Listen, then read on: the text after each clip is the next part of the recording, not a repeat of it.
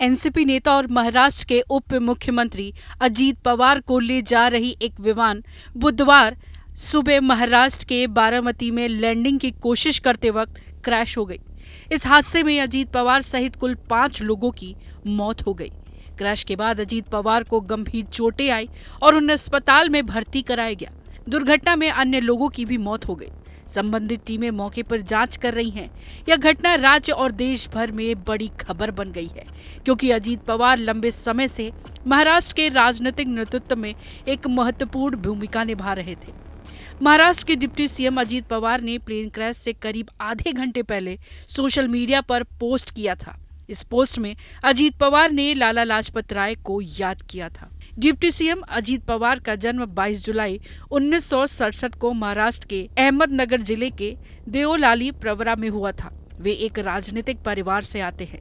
उनके चाचा शरद पवार देश के बड़े नेताओं में गिने जाते हैं। इसी वजह से राजनीति का माहौल उन्हें बचपन से ही मिला।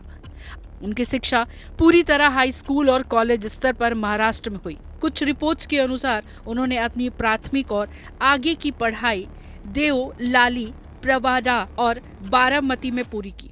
उन्होंने बैचलर ऑफ कॉमर्स की डिग्री शिवाजी यूनिवर्सिटी से प्राप्त की थी। हालांकि इन बिंदु पर कुछ रिपोर्ट्स में थोड़ी भिन्नता भी देखने को मिलती है।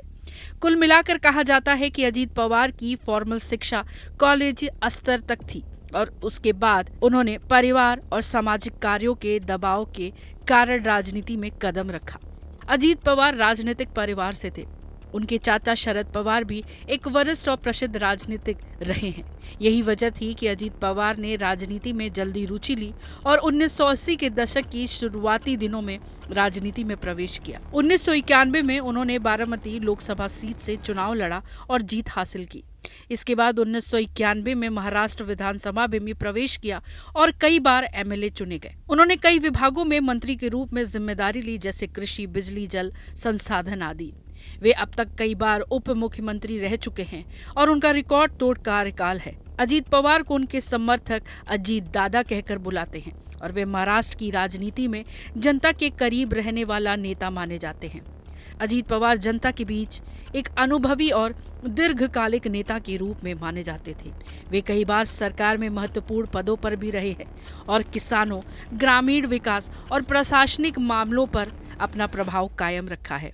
उनकी राजनीतिक सफर और शिक्षा यह दिखाता है कि उन्होंने अपने करियर को शिक्षा के बाद से ही सामाजिक जिम्मेदारियों और राजनीति की दिशा में मोड़ा। अजीत पवार को एक मजबूत संगठनकर्ता और प्रशासनिक अनुभव वाले नेता के रूप में देखा जाता रहा है।